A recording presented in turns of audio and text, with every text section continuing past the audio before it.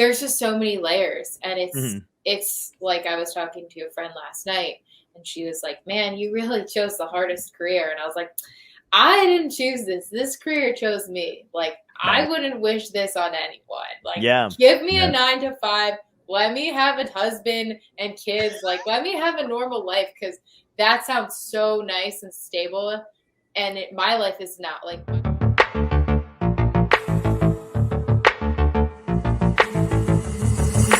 Dystopia tonight.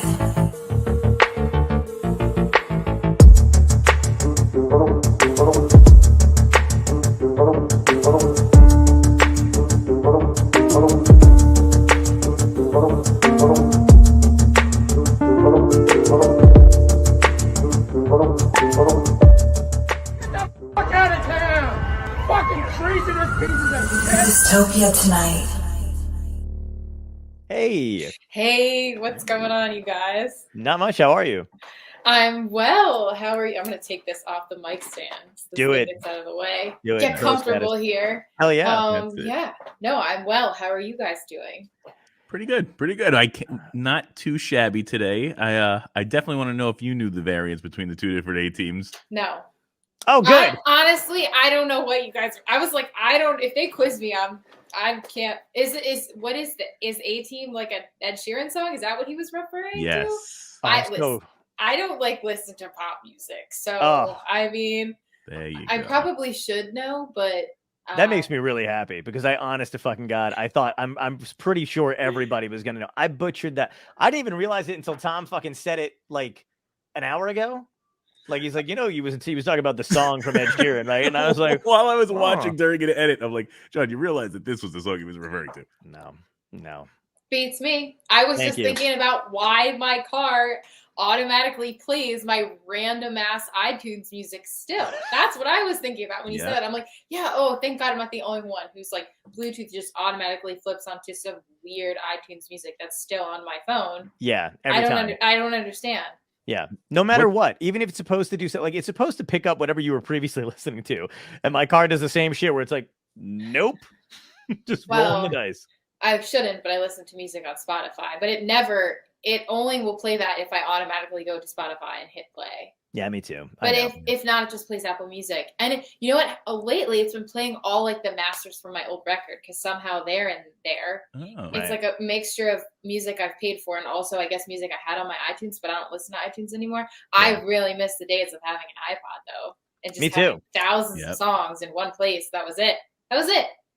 No scrolling on social media, no texting. Just give me something that I can listen to music to. That's the whole point of an iPod to begin with. Absolutely. You could leave it in your fucking car and then come right back to it. It's not a big deal. Yeah. And now it's got to be like, I don't like the Apple iTunes stuff. See, I'm with you. I have the Spotify thing too. And I know we're bad progressives or whatever. It's not good for artists, but it's not. It really sucks. Yeah. It's so, well, they fucking booted comedians off there. Like, comedians were like, hey, we want to get paid. And they were like, oh, that's adorable. And they were like, well, we'll leave if you don't. And then they were like, no, we'll remove you. That's so fucked up. Like, so crazy. Fuck. That's really fucked up. Yeah, it was messed up. So none of our stuff is on there, I think, at this point, or maybe like in dribs and drabs. I have no idea. But yeah, I don't like the Apple stuff, because I've never used it, but I do know that they replace your music with their stuff, and I don't want. So yeah, like if you use the Apple music thing or whatever, basically, from what I was told, is like if you have a song that you uploaded from your CDs years ago or whatever, or ripped off a Napster or whatever, they will replace it with replace it with what's in iTunes. Like, just, I don't know why, but like if I have a different version of a song, it doesn't matter to them if they don't have it. They just give you their iTunes version. So that's so crazy. That's annoying. Yeah, it's fucking intrusive. I guess it can be good in some ways, because then maybe you're getting different versions of a song that you really love that you realize you haven't heard. I don't know. Yeah, well, I mean, like, yeah, that's true too. It could work both ways, and I think they do the remastered stuff a lot, so it probably sounds better. Yeah, there must be something with like ISRC codes. It's like an automated thing that they have. Yeah. Absolutely. You see, you know a little bit more of the technical side. I do, believe me. I've put a record or two online. I know too much about this shit. I was really impressed for a second there. I'm like, she just said some shit that I don't know. ISRC codes, CD Baby, ASCAP. I've had to deal with all the backlog catalogs, this and that. And, you know, yeah. So then you can actually explain to us why, when I go to find a song on like Instagram and they're like, it'll be there 1 minute, and then the next minute they're like, nope, and it's like this song cannot be found. I don't know that one. Oh, okay. That sounds like a legal issue. That I don't know about. Yeah. I do not have a law degree. Oh, okay. All right. Well, that's fair enough. It would probably help me though if I did. Yeah. No, I mean, yeah, dude. I wish I knew half the stuff that I know I'm not supposed to be doing or getting away with comedic. You know, all the video shit. I post music and stuff, and then sometimes I'm like, I hope nobody fucking sees this because. You know, it depends. Like sometimes I have been flagged once or twice. I think like this had to have happened like 2015, and then they stopped regulating it because there's just absolutely no way of regulating it. Okay. I had done a cover of a Donny Hathaway song. Oh. And it was actually, I want to say it was This Christmas, and I got flagged by whatever his publishing or label was that threatened to take my page down. And I was like, whoa, I didn't know. I'm just a kid, like, making a cover song. Like, there's so many other artists making cover songs. So I think some musicians are a lot more, like, giving of that space to other artists to do covers. But other artists, you know, I don't even know. This is terrible, but I don't know if Donny Hathaway's alive. So it's probably, if he's not, obviously the estate of Donny Hathaway, whoever owns the rights to his music. Is on it. Yeah. They're fucking on it, man. They're like, yo. This Christmas, no more. No one's going to cover this song Not this Christmas. Not next Christmas either. I do kind of like the idea of Donny Hathaway scrolling through the internet going, fuck you, like just getting people's shit off. Right. Immediately. Yeah. We had Chris Smither on, and he sang one of his own songs, Rhett Miller, and a couple other people, and YouTube flags them as they're doing it live. Yeah. And I'm just like, it's their shit. They're doing it, you know, but I don't know what it is. And I've tried to like fight it and like email, you know, been like, hey, that's their own song. And YouTube's like, yeah, we don't care. Well, it's interesting when you do sign up for CD Baby, which is so confusing. And I've actually been told like, I'm in the process of like having to figure out how to switch my music off that. But it's weird because they put your music on Spotify and Apple Music and all these places, and you have to, of course, pay to get your music online to then never make the money back because it's like 0.001 cents per play. Right. It's like $85 to get your music on all streaming platforms. Then it's like, here, suffer for the next 10 years and still, you know. Anyway, but it's interesting because like they have a thing with YouTube where they can claim ownership of your music on your behalf, but it's really fucked up because then they're like double dipping in the cookie jar. I just learned all about this stuff. It's so nuanced. As an artist, like trying to put music online, if you don't have guidance, even if you read the contracts, it's so, you're just like, okay, well, great. My music's going to be out there. Great. They're going to collect money for me. It's really confusing. Totally. So we were talking about that, I think, at one point, just about how we're not that great with that kind of like contractual stuff. You need to know everything yourself. Like, I'm the kind of person that this is my art. I want 100% ownership as much as I can. And we luckily live in a day and age where you can succeed as an artist or an entertainer, having ownership of all of your stuff. Mm-hmm. And be an independent artist and be successful. That wasn't always the case. It wasn't always the case, certainly in the music industry, which is kind of like the interesting thing now, right? Like, it's like, well, do I want to release this through a label or do I just self-release? Because then I'm going to own 100% of my masters. Then I'm going to own X, Y, or Z. And I don't have to have somebody else telling me, oh, well, you need to have these creative decisions done this way for us, you know? But the caveat is that one would hope you get more exposure, or that you're able to springboard in another direction, having the help from a label or this or that. I mean, have you been able to like manage in your head when the times are you were like, okay, this is beneficial to me exposure wise, so I'm going to sacrifice maybe some financial situations, or like, are you good at that kind of thing where you're like, okay, I got to do this because it's going to get me this? And I think so. I'm pretty business savvy. I think where I'm at my career is I'm definitely at a crossroads where if I don't get the help that I need as an independent artist, I'm not going to be able to get to the next step because so much of my time is now being bogged down in the business side of things that I'm not able to create, which is where I need to be. And you see all of these artists who succeed right? They all have a team. They all have people who are helping them so that they can just focus on the one job that they're supposed to be, which is the artist. Oof. Yeah. Which is like It's so so much hard. easier said than done. Yeah, Yeah. I'm sure, again, same thing with you guys. Like, it's like, it's a balance. Like, again, I do have people that I've been building my team, and I'm super grateful. And I have amazing musicians that I work with, and producers, and like mentors that I've met now who really believe in me and are giving me guidance. But it's all me. I'm 100% waking up at 7 a.m, being like, fuck, I need to do this, and this connection, and this, I can't forget to book that, right, email this booker back, or this, and then like things fall through the cracks because, again, all I want to really focus on is creating. And then I'm like, let me just take 3 hours on a social media video. Hello, you guys both know what that world is like. Yep. So yeah, I mean, do you feel similarly? I know that you have management, John, but like, you seem even like with you run everything yourself. Yeah, even with, I mean, I'm definitely not one of those artists, because I know people who, I mean, even my manager to a certain extent has talked to me about people he's represented in the past where their hands need to be held through the entire process. I'm definitely not that person. I do like collaborating, and I like to be hands-on, and I like to feel like I'm also like have my hand on the wheel of what's going on. But that is one of those things where even I have to, at a certain point, go, okay, look, I need to focus on writing and performing and doing that kind of shit. Like, there's so much politics sometimes behind the scenes at a comedy club, and I'm sure it's the same thing with music venues and shit. Yeah, I'm sure. But like, I just did it recently. There was a point in time where I knew way too much about what was going on behind the scenes of this one place, where I was like, I gotta fucking step back, because it's messing me. Like, I don't want to go into a club knowing this person's not getting along with this person, and and maybe who is struggling to do it. I just want to go and do my shit, and get in and get out and be the best I can do at that. It's a hard thing to kind of tell yourself, and to maybe, even if for younger people, especially, like, or just younger people in the business, not necessarily younger people in general, but whatever. But it is one of those things where it's hard to tell yourself what you should be doing, because you feel like it's all on you. The onus is just like, and it's hard to separate. It's your career.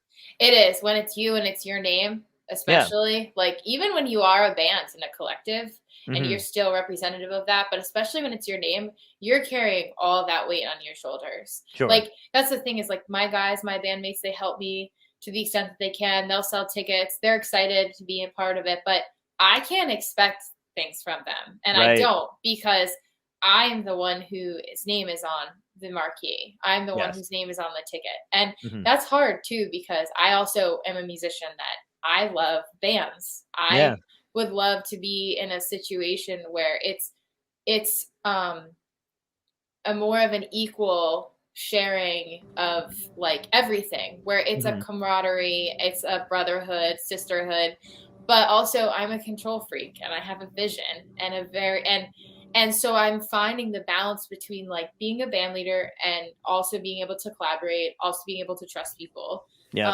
Which I'm sure people who know me are like, ha ha ha, good job, you're failing. No, I know what you mean. Yeah. But it's about finding your people and being like, I trust this person. I can let go. I can be, it's because it's like you're on stage and you're so naked and vulnerable. It's the same thing when you're in a studio. Like, that's the only way you can access that. And if you're in a situation with people you don't trust, or it's so uncomfortable. And I've been there, and it's like, I've luckily in this process of this new record found like a lot of people that I love to work with and that I'm gonna work with, and some of which have become my mentors, and like, but it's like, it takes time. It's like a relationship. You're like digging through it all to try and find something, know what you don't know what you do know, you know? It's so it is like a relationship, which is funny, because it's one of those things, like it's hard enough building relationships career wise, and then also keeping those relationships you have outside of your career, and then also even trying to enter in an actual fucking it's really fuck it. Yeah, I know. Tell me about it. And so we can get into that too. But like, I literally just got off the phone with a friend of mine who I was trying to explain, because she's been doing some background stuff for us, a lot of it, like, like she'll basically watch the episodes, and relieve some of the pressure of me having, because I edit everything at the end of the day. Like, when it's whatever goes up is done and edited or whatever, and then, but she'll watch them and timestamp them. So she'll be like, great story. But like, I just got off the phone with her recently because I was like, I just explained to her that I trust what she knows. Like, I'm like, I've known her for a really long time. We have the same sensibilities. And I was trying to explain how hard that is because I've had other people come in that I don't know try to work with. And it's nothing against them either. It's just that, you know, they didn't have the same vision. Yeah, not the same vision. Or honestly, and I do admire people when they just tell you they don't fucking, but they may not fucking care.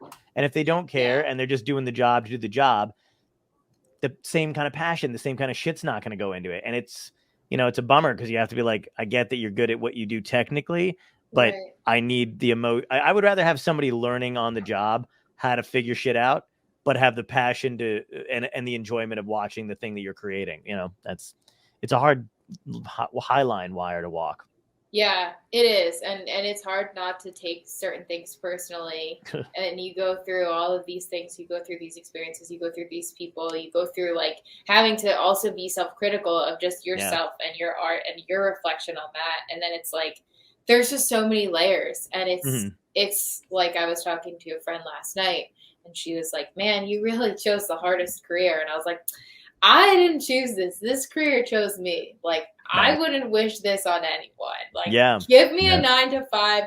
Let me have a husband and kids. Like, let me have a normal life because that sounds so nice and stable. And my life is not like I don't like me personally. My soul doesn't want that right now. My soul is like, no, music, want to tour, want to play, want to meet amazing musicians and play and collaborate with them. Yes. So it's like, but the idea of that stability in that life, which obviously is like the norm. I know. And I try not to say anything disparaging about it, but also, you know, like, sorry, like, I'm just going off. You could just tell me to stop. No. This is great. No, this is fine. We're used to, this is how we engage. Operate. Operate. Yeah, exactly. But no, I know what you mean. Like, I think about, you know, like, oh man, if I could have just done what everybody else, because I don't like, I love when like people who don't do what we do say that they're busy, and I'm like, you're not. You have time to go to happy hour? Like, yeah, no. Exactly. You know, are you like, is your night? You clock out at 5 and then never hear from, you know, your employees again or anybody else again? Like, that's you can beautiful. sit on the couch and watch a Netflix show, like not worry. Like, right. Yeah, exactly. Like, it's not even like Tom does that. Like Tom has his own business on the side and stuff, but he's even round the clock, nonstop, like running around doing shit constantly. Like, he never sees his wife. I see his wife more than, no, I'm just kidding. But like, possibly like, we talk. No, but it's crazy. It's insanity. And it's hard to keep social, like, you know, shit going. Like, do you, how do you manage any of that? Do you have downtime? Very little. I spend a lot of time by myself, but I'm like, as depressing as that sounds. This is gonna get sad in a second. She's like, no. Honestly. I mean that in like a good way. Like, I spend a lot of time by myself because my alone time is like my decompressing time, and it's also my time to create and like to get all the work done that I need to get done. Right. You know, pretty much I have a day job, although like I've scaled back on hours because I've been playing in this touring band. Nice. And I do graphic design. Congrats, by the way. That's awesome. Thank you. And I don't feel like I handle the social side well. Like, I feel like I could do a better job, but I am so committed to my work that it's like honestly kind of a burden sometimes, but I can't help it. It's just kind of how I operate. I mean, it's a balance, you know, like it depends on, I'm sure again, you guys, like, how do you guys juggle it? How do you guys deal with it? You know? That's good questions. I appreciate getting that question.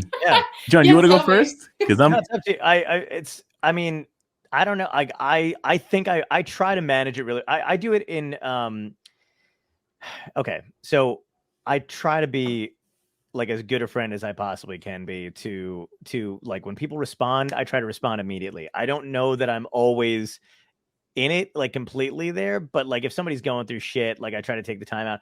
I will sacrifice, you know, my own sleep. I try not to sacrifice, you know, like when I'm doing a gig or when I'm working on something, I really do try to set those boundaries where like I can't talk right now. I've got to do A, B, C, and D.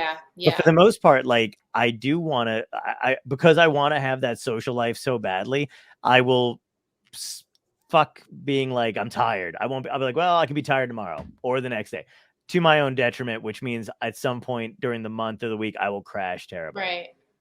So I probably don't handle it too, like, I don't know. Like if my friend calls, I pick up. And then I'm like, even though I'm working on editing a thing, I wish I was able to go like, I'm working on this one thing right now, but if I don't, it'll be like, oh, it'll gnaw at you. Yeah. You'll just be obsessing about it until you get it done. Yeah. Yeah. So, and I try to just be like, yeah, like, or even if I will be able to be like, hey, I'm doing a thing right now, let me call you right back or whatever, and I'll be fine. But I have to answer. I have this thing about like not wanting to leave anybody hanging. It's weird. What about you, Tim? I feel like with me, I find it easier to socialize while I'm gigging. So with my type of stuff, I try to bring people around me that I want to enjoy the day with. So it's never feeling like work, even though we're gigging and doing this and that. We're making memories. So I've had these. Totally. Yeah, I've had these conversations all the time with my guys. Now, all right, so the other day was my birthday. So happy birthday. Thank you. I appreciate that. But I mean, we already said it, but now that if I don't say it now, they're like, the fuck. Yeah, you look like a dick. Yeah, like, what a douche John is. I know. I was gonna say, like, God, want to say happy birthday? Yeah, that guy. Show him what I got you. No, I'm just kidding. So I said to my wife, I'm like, listen, I know it's my birthday, but to me, it's a day. Like, I think every day is a blessing. I think 365, I appreciate every one of them. I was like, we'll celebrate the next day. So I was like, we'll celebrate me and you together the next day when I'm fortunate enough that I can get those days off here and there. And with my guy's like, you spend more time with us than you are with your wife on your birthday. I'm like, yeah, because you didn't want to gig with me. I offered. You could have came and gotten paid on my birthday with me, but that's all good. But I never feel like I'm working. I feel like I'm blessed to always be doing what I enjoy. I always said it's my dirtiest secret is that when I first started out, like not having a job, I had an entertainment company was the first thing I had. So I was DJing. And so playing music to me, I would do in my house by myself to decompress. Nice. Now you're going to pay me an exorbitant amount of money to do it and give me the energy of a crowd to respond to me. And I'm like, that now you're paying me to feel better. And another secret, if any of my clients are watching, it feeds me more with like accolades and like people telling me how much how much they love what I'm doing than the financial ever really could. Yeah. So I feel like I think I lack normalcy in social structure, but I also think I'm blessed that I'm enjoying all my moments. With so many people like, oh, I spent this much time at work. I never feel like I went to work. That's a really good point. And I think that to kind of go off of that and answer your original question is like, I do consider my music life socializing, like playing, being with my guys, being able to interact with my fans, like, being able to have genuine connections. That's why I'm doing this. So to be able to like meeting you, for instance, John, like being able to have the conversations we're having, like this to me is part of all that for me. Like, like I have my very close friends or my family, and sometimes that can be harder to see them, or like when I'm in relationships, it depends like how supportive your partner is.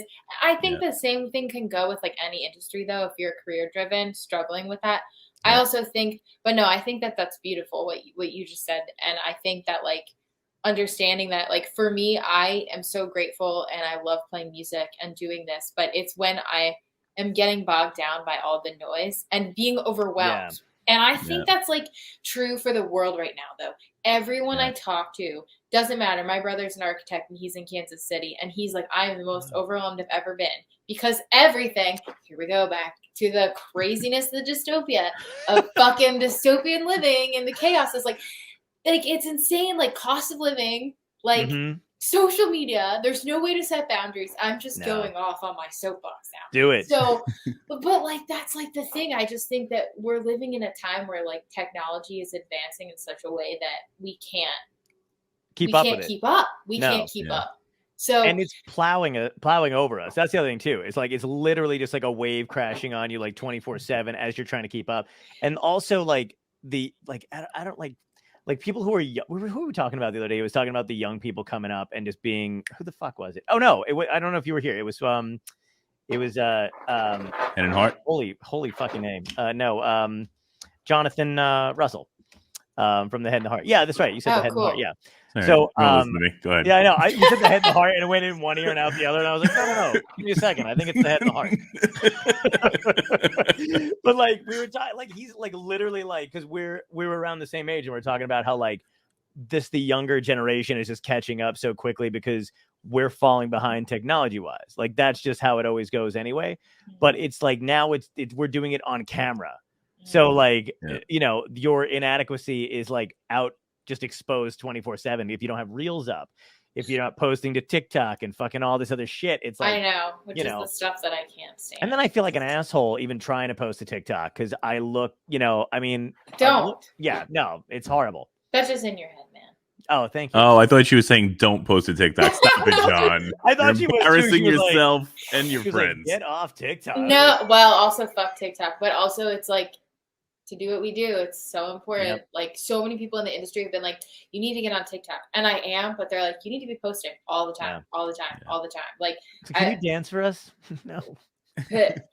I, What's crazy is like, don't you ever feel like, what can't I just do what I fucking do? Like it's, I mean, that's the craziest shit to me is like, I can, you know, you're like, hey, I do all this shit. Like you play a shit ton of instruments and you just told me about the photography thing. And like, you sing amazingly, you write your own music. And there's always somebody like in a network that's, or like somebody above us. It's like, what else can you do? It's like, what the fuck else do I need to do? Jesus Christ. Yeah. Like, oh my God. I know. Yeah. Do you want me to cook too? Fuck. I know I can't do that, but one thing at a time, but it's like hard to keep that mentality.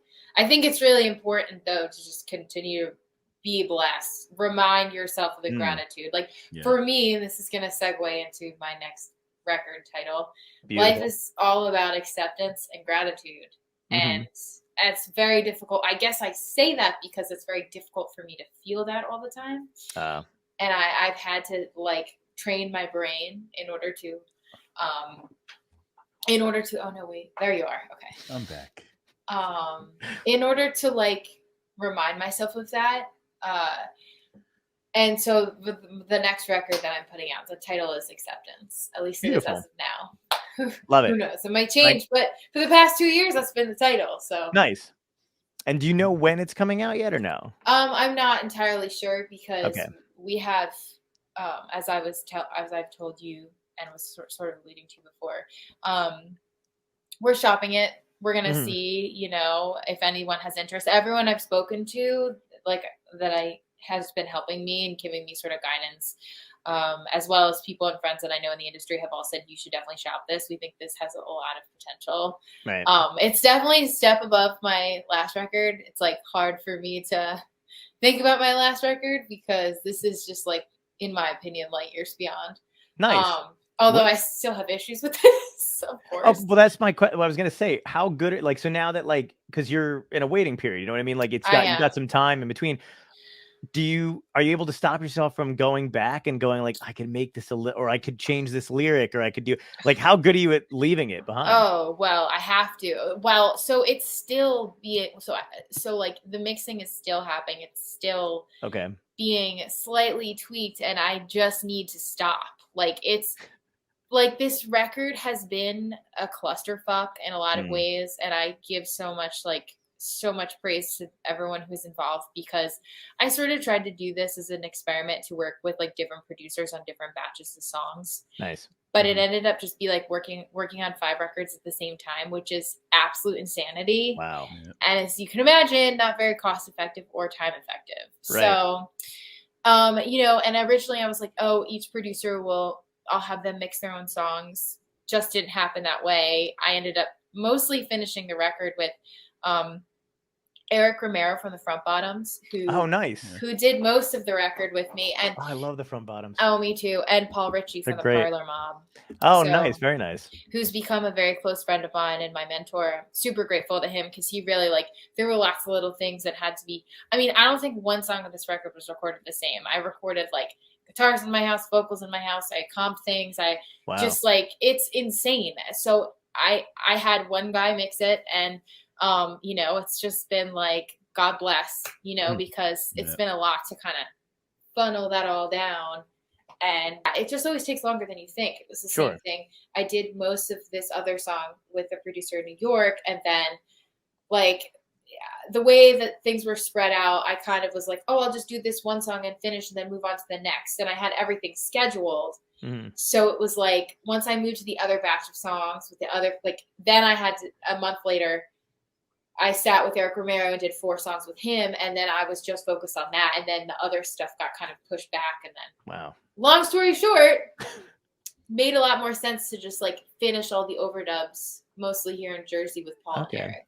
That's and cool. then Eric went on tour with the Front Bottoms, so it was just like this, just like timing of things. And then I went through, there was a lot of stuff going on with my family, and COVID was happening through all of this as well. Oh my God. So it was like, oh, so it's COVID. We have to shut down and fumigate the studio for like 3 weeks. Right. Okay, no worries. That's just the way it is right now. And we started working on the self-titled track is called Acceptance. We started working on that like February 25th of 2020. Sweet.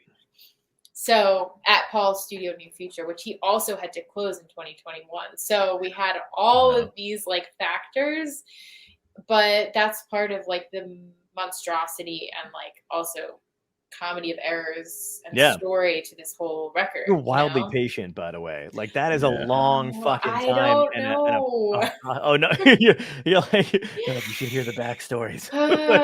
That's crazy though. That's a long time. It's too long. It can never be like this again. I will never make a record like this again.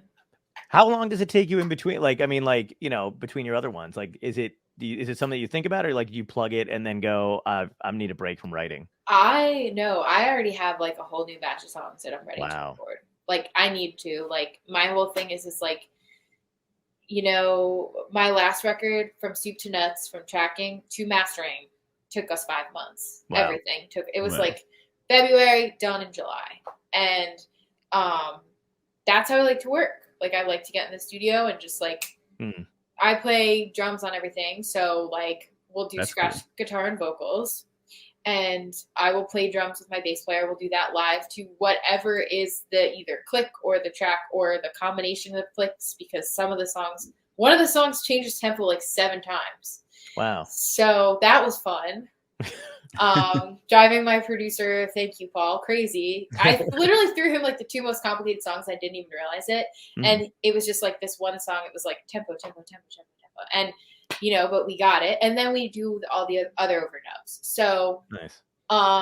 We did do one song pretty much live, which was, again, the title track. Oh, that's cool.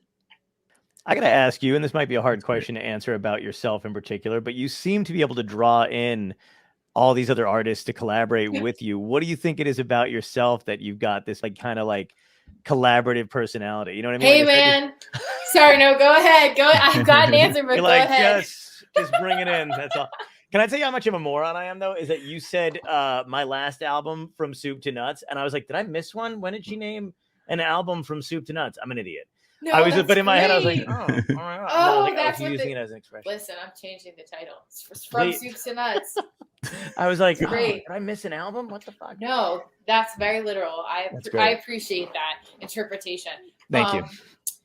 I am just. It's another A-team almost fuck up. That's the problem. I was like, I'm just going to admit it from now on when I almost screw up. My God. No, you should just plug that. Be like, yeah, Rachel Ana Dobken's new record from soup to nuts, or her past record. I'm a true musician through and through whatever the hell the saying is, through thick and thin. I don't know. I love music. It is like my purpose for being on this planet. I am a huge music nerd. I literally have my favorite record right there next to me, which is Pink Floyd Animals, one of them. And I just.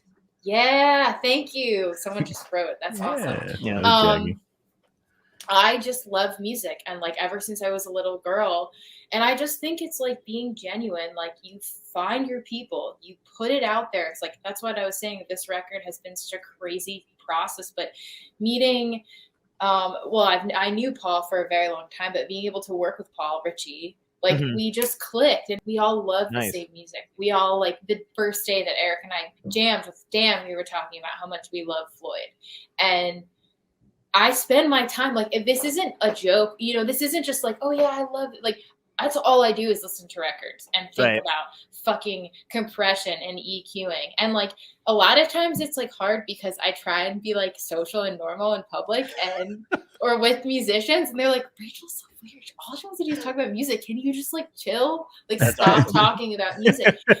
So for me, it's just like this is a lifestyle. I'm a lifer. Like I could talk about like, let's go. Let's start talking about records. Like I could go all day and talk about guitar tones and talk about drum tones. Nice. I love being in a studio. So I think for me, and Danny Clint has kind of said that to me too. He's like, Rachel, you have a knack for like getting musicians to play their instruments.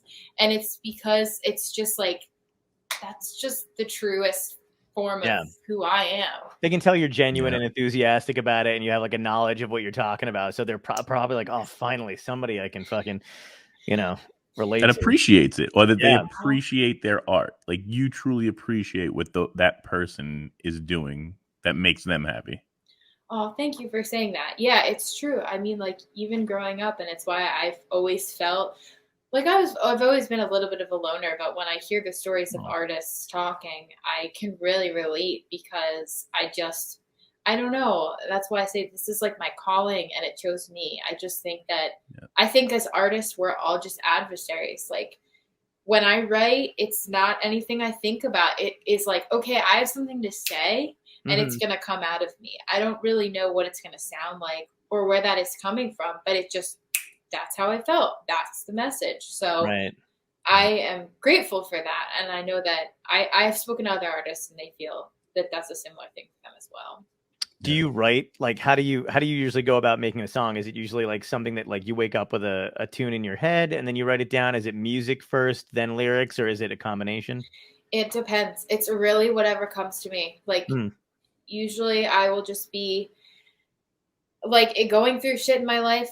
Like a lot of this record, there was like 2 heartbreaks that I went through, 2 like very different breakups with like an ex and a best friend who was I was then gonna date, and it was just kind of this whirlwind, but it was also like dealing with and confronting myself. And I always write about that, like even with songs on my last record. And I find that songs that I still am writing and working on, a lot of it comes back down to like, okay, communicating with myself and understanding myself and helping other people to find that within themselves. This is so meta. I don't know if that makes sense, but no, totally. Like this idea of like, there's a song on the record called Bed You Made, and I was so fucked up. I was just like, I fucking can't deal with these like actions that I did, these mistakes that I made that have like led me here, where I'm like fucking alone and like feel like my world is just. And then it was like COVID, and I felt like just crammed into a box, and I was like, I just want to fucking explode and get out. And I know that everyone I know is feeling this way too. Right. And so I just kind of like the lyrics and the music came to me, and like some songs it'll be a riff, like like always like that, like which everybody loves. Love that. That's one of my favorite off the last one. Thank you. Yeah. Thank you so much. Yeah. I mean, so I'll hear things and usually I'll continue to hear them, and that's how I know. Ooh. Oh, okay. I have something here, and I will have I can show you on my phone. I have thousands of voice memos, like of just like bits and pieces of things. If I can like remember how to use my phone, of just like all of these are just like song ideas. Wow. And a lot of them will be like, it's crazy because I'll hear a riff 3 years ago. Oh my God. And I'll be like, I don't really know what this is. And then 2 years later, I'll go through an experience and I'll be hearing that riff again, but I don't realize that I had heard it. And then I'll go back through all my songs and I'll be like, whoa, wait a minute. I already wrote this. Like I've already heard this melody. Nice. And then lyrics will come like times when I'm like in these more like able to let go and be in more of a like subconscious ambiguous place, like the shower or going for a run. Those are places where I will write a lot. I'll hear things and I'll be like, I have so many voice memos on here where you like hear the shower water running because I'm like, wait, that's good, that's the hook. So it just kind of happens. Like I haven't mastered that, taking notes in the shower or getting out in time to like I really like. I've tried to do it like a couple times, and then I slip or the phone bust. You know, whatever the fuck it is. Yeah, I know, right? That's how I die. And people are like, it wasn't even worth that one joke. That's what they say about most of my shit, though. To be fair, so they're like, really? That's what you wasted our time with? But like when I'm biking, like I've called Tom. And you can just hear the fucking wind because I'm like hauling at, and I'm like, I got this idea and I think we might do this and I'm thinking about doing this. Whatever. I'm like, I'll call like one of my writing buddies or whatever, like do the same thing if we're working on like a pilot or something. I've called my manager before. I'm like, I need you to take this down. Remind me later. But like, it's, or I'll try to text while I'm fucking biking and, hopefully I don't get hit by a bus or some shit. But like it is, but I have like these clear, it's so weird that when you're, like you said, running or like when I'm doing either one, there's just, my brain just keeps going, but it's also a calming state for me too, where like biking is relaxing, but also like if I'm frustrated by something, I'm like, I'm gonna go bike it out and I'll figure it out later or figure out like this joke or my God, same. I mean, so often I will be like, fuck, I don't know what this song needs. I need to go for a run.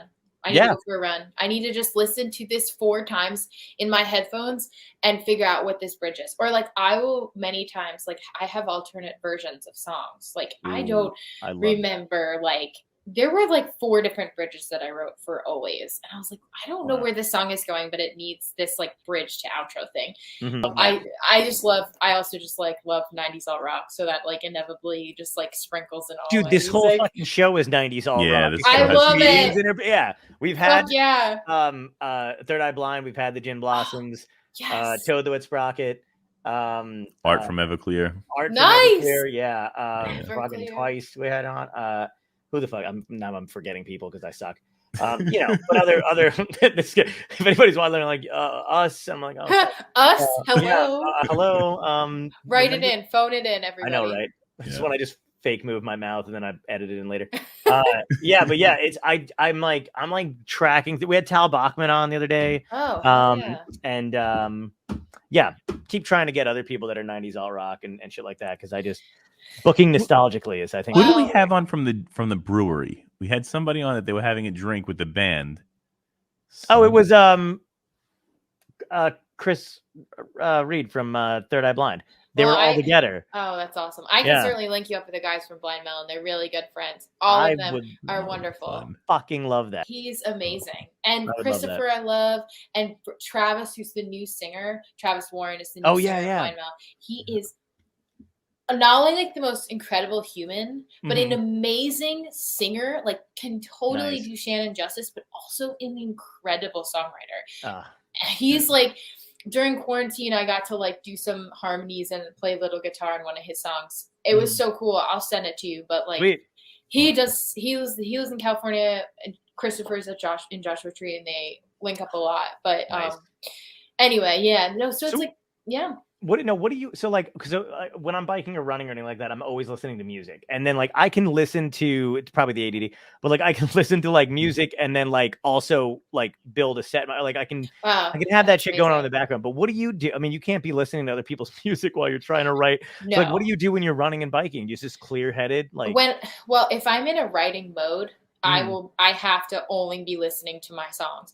That's an intentional thing. I'll be like, if I'm working on a record and I want to make sure I'm not like taking from other songs subconsciously, or like I need to finish writing a part, I will just, like I said, I have my voice memos, and a lot of times I will literally noodle my way through a song, and I'll be like, this is something, but it's not there yet. Right. And then maybe like I have songs now that I started writing in the winter that I've put down because I went like full into mixing mode. That I know, like, okay, maybe in like 2 weeks or in October, I'll sit down with like 6 of these songs and have to like refamiliarize myself, get it back in my brain and my subconscious, and then go out for a run and put on those like 4 versions. And then next thing I know, I'll be like, oh, okay, that's the song. Or like I listen to a lot of podcasts when I run.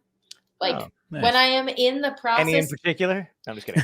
Hell yeah. Well, for sure. No, I've definitely been checking you guys out since you asked me, and I'm going to check out more. Sweet. I love Dr. Andrew Huberman, who I mentioned to you on the phone earlier. You did, yeah.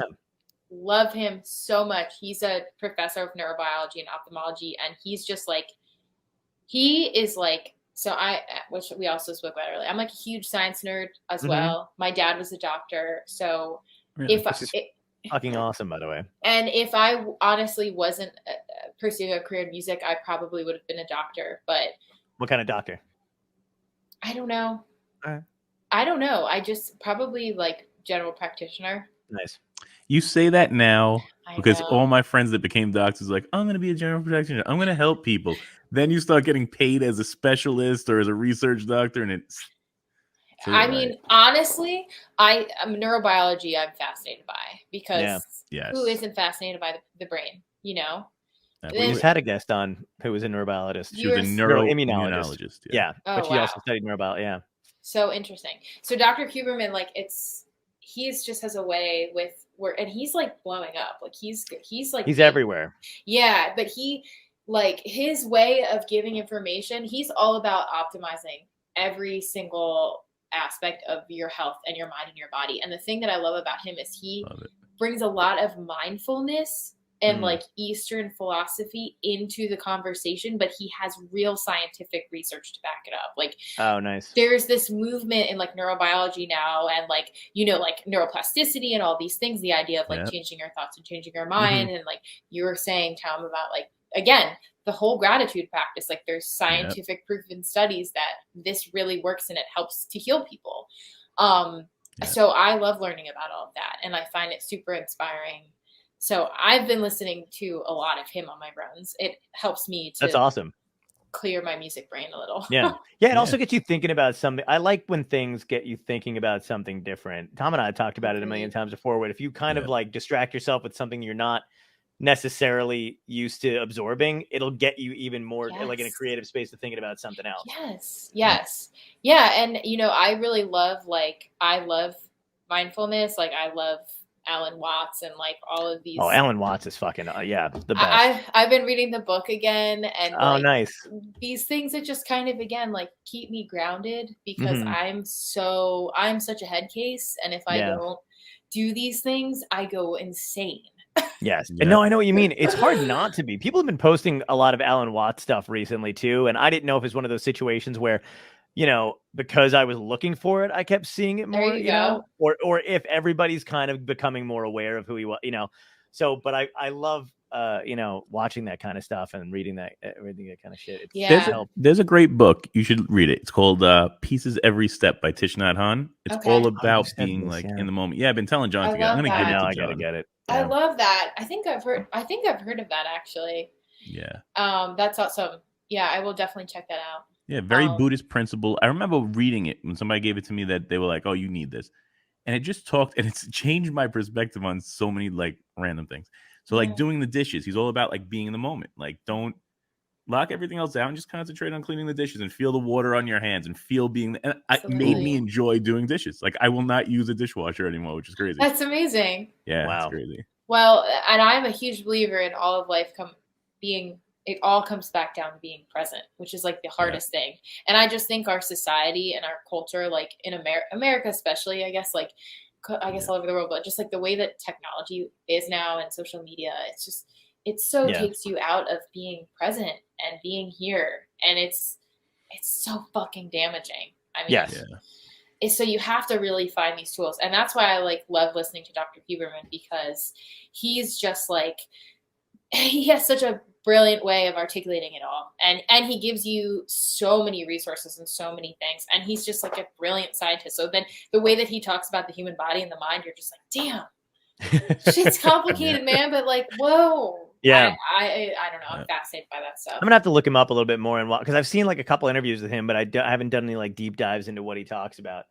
Yeah, I mean, I found some video of him talking about neuroplasticity and neurohacking, which is the best. That stuff's fascinating, yeah. Oh yeah, there's a great, and I don't know if he's still doing this, but he was doing monthly was a topic. The first month was all about sleep, and he talks about optimizing sleep and understanding how our vision and light works and how that's affecting our releases of certain chemicals and keeping us up at night, which is why we're all backwards. That's why we were texting at 3:00 in the morning. I was stunned that you were fucking awake, by the way, because Tom and I were just talking about it, and we were like, yeah, I can't sleep, yada, yada.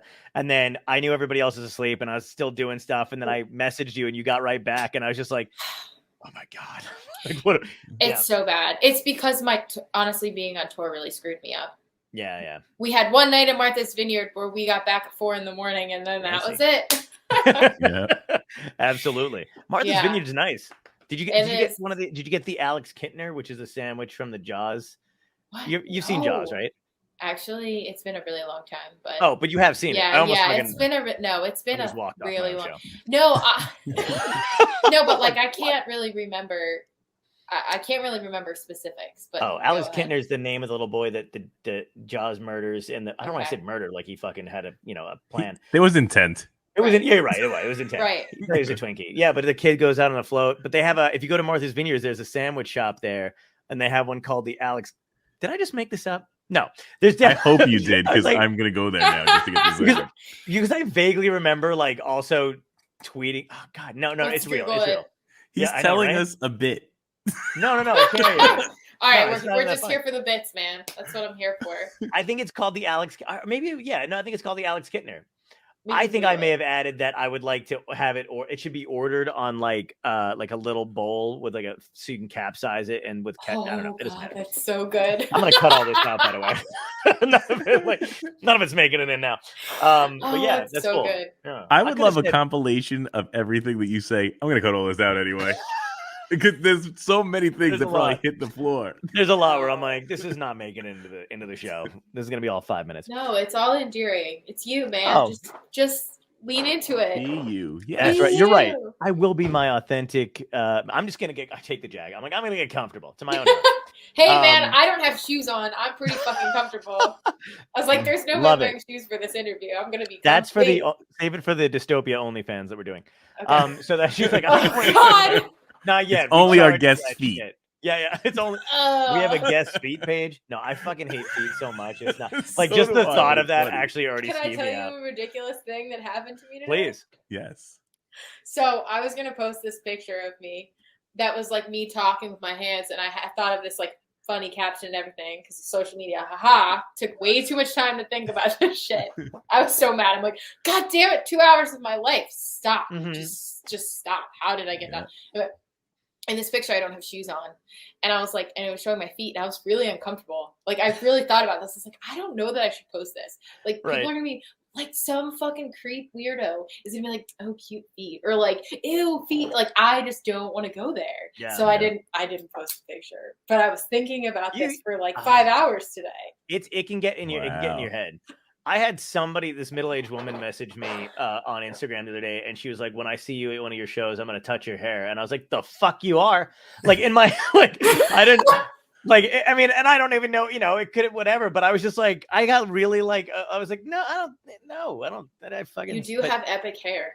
Thank you. I appreciate that. Yeah, it's not going, I'm keeping it. It's not going anywhere for a while. Hopefully, knock on wood that I. I picture you as a very old man with like the same amount of locks, but all gray. Silver, like a little silver fox. Dude, I can't. I will embrace that shit when it happens. Oh, it's gonna be great. I know. What's up? You say that now, and then when I started getting the gray in my beard, I was like, I hate this. Dude, I get the worst feeling ever. I get like the Reed. It's the camera's helping me out here, but I get it on the side, like the Reed Richards fucking look, where it's like you got like the reverse Paulie Walnuts. Yeah, every now and then. Oh, that's the official term. That's what they call it. Amazing. Yeah. The reverse Paulie Walnuts. That sounds like the worst sex move ever. Oh, like I don't know what it would be, but not something. If anybody was like, "Hey, yeah, cringy," yeah, I don't know what that would be either. Oh God, I have. Yeah, now I've just got to. I don't know what to say. Now you're never gonna post that feed pic. Now I get to. No fucking way, man. No. It's an old picture. It's actually a really good picture, but I just. Well, and then I went, and if you go to my drafts, I cropped it. There's a crop photo. I was gonna say. There's no way these feet are not making it on Instagram. Some creep is gonna it's the. I have to be. They're doing it to you anyway, but it might blow up.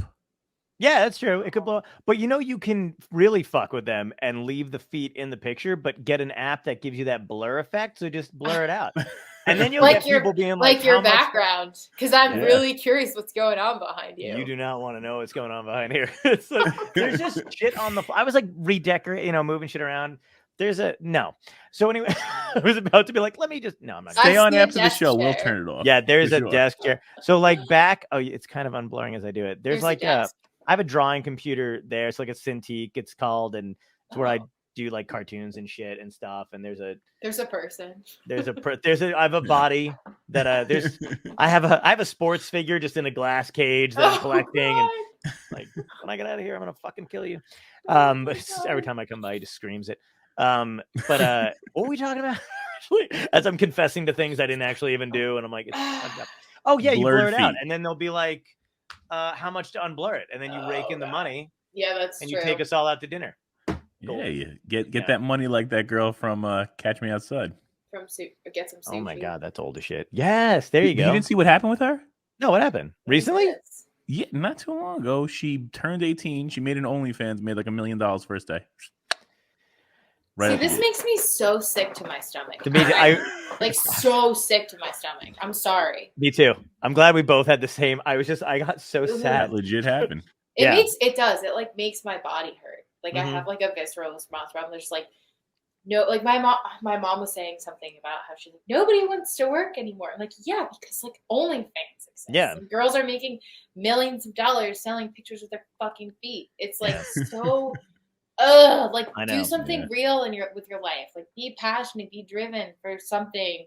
Right. For like I just like great money, but I don't know. That's just almost makes me sad. Oh yeah, it's fucking nuts. It's nuts that people can like. I mean, it was crazy. I understand during the pandemic, I was like, do whatever the fuck you need to do, right? Because there was a quick there was comedians that were like, check out my OnlyFans after they announced they were shutting down like the world, and I was like, you guys made that shit real fucking quick. Like, wow. Like were you already ready to do that? But yeah, I know what you mean. It's kind of like it's a bummer when people get like wildly famous and a shit ton of money and they're not fucking talented in the least. It blows me away. It's like I'm so old school. Like my parents are older and they raised me to just be genuine and work really hard at what you do. Like my dad was an extremely hard worker, extremely talented. Is your dad retired? Unfortunately, he passed from cancer in October. Oh, I'm sorry. I'm sorry to just break, No, go there. I saw your hat, Tom, and I was curious about what that is. Oh yeah, it's actually a friend of mine who is started this foundation. I have the hat and the shirt on right now. That's amazing. Nice. Yeah, and he beat cancer 6 times, but after the 5th time, he started the 5 times cancer foundation. And what he does is now he's in total remission. He's doing great, and he takes in donations, and then they take that money and he helps people with just helps them either offset costs on medication, helps them offset costs on holistic ways to deal with it. Stuff that he did that offset like the effects from the chemo. There's actually a fundraiser coming up on the 17th. I'm going to plug it at the end of the show. That's one of the reasons why I wore it. That's wonderful. Nice. But they choose like an individual person. So it's not like just given to a charity and then it goes. Yeah. It's like, hey, this is the person we're supporting for this fundraiser is for this particular child who's battling kidney cancer, I believe is the one that's coming up. But yeah. No, my dad was an amazing doctor, and he was diagnosed with this rare form of bone marrow cancer called multiple myeloma. Oh wow, man! And he had it for 6 years. So that was the huge part of making this record, was that I was making this record as he was dying. And oh my god, I know this is like very heavy, but like some of the songs are definitely like that song "Bed You Made." A lot of the emotional energy behind that. I wrote that while we moved my parents in 2020, and I was sitting in our sunroom, which is where our piano was, and there were just boxes everywhere, and it was just totally empty, and there was like this beautiful natural reverb and acoustics, and I sat down at the piano and wrote "Bed You Made." Oh wow! And a lot of that song is about like having to grapple with the inevitability of dying, and like not only your loved ones but your own, and like a lot of those themes I think about a lot, and they come out through my music. There's another song on the record called "Tomorrow's Another Day," and that song is about pretty much like feeling so low that you literally don't know how to move on and like exist and live. Wow. Like you just are like, I don't even, not even like in a suicidal way, just in a way that you feel so crushed that you're like, sure, I don't know how I'm going to wake up tomorrow and do this again. But it's like, well, gotta pick yourself up by your bootstraps. Like tomorrow's another day. Like you'll figure it out. You know, it's like these ebbs and flows, and it's evocative, not only lyrically in that, but there's a lot of like very heavy guitar mixed with like I write a lot of guitar riffs, and there's a lot of this like sort of throwback to the 70s rock, but there's also the very like jingly jangly dreamy indie rock guitars all over it, which I love as well. So nice. Yeah. I like the jingly jangly expression. I've never quite heard that used before. That's nice. Oh, yeah. I've heard it a lot. I think someone wrote it in an article about my guitars. Oh, nice. They're like, shimmering. That was the word Relics used for one of the songs on my last record. It was like shimmering guitars. Like, that's a good point about the description. You know, we were talking about like the soul crushing feeling of like not wanting to go, because like it doesn't necessarily have to be like you want to kill yourself. I've had conversations with my friend about this constantly, where it's like you can feel that way and not necessarily want to end your life, but the thing is that you just don't have the mental capacity to be like, yeah, I don't know why I exist or why I want to go on or why I want to move forward. And it's that's hard to pull yourself out of too. Yeah.